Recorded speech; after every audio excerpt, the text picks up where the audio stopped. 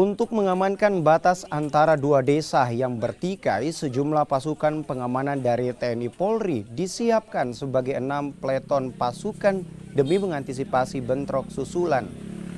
Selain itu, Polda Maluku juga telah menggerakkan tim Krimum untuk melakukan penyelidikan dan penyidikan terkait dugaan provokasi di tengah-tengah warga sehingga terjadi bentrok.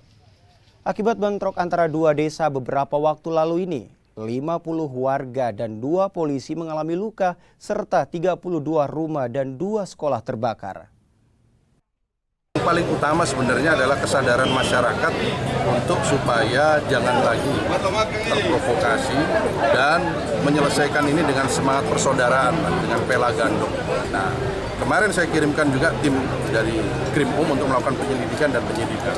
Apabila nanti ternyata ada provokasi yang terbukti, saya pastikan saya akan proses hukum. Saya akan tindak. Karena ini upaya mediasi sekarang berjalan. Bupati hari ini sudah hadir di sana. Mudah-mudahan ada rekonsiliasi juga sesuai dengan Undang-Undang Penanganan Konflik Sosial, mulai tahapan dari pencegahan, penghentian, sampai nanti pemulihan pasca konflik.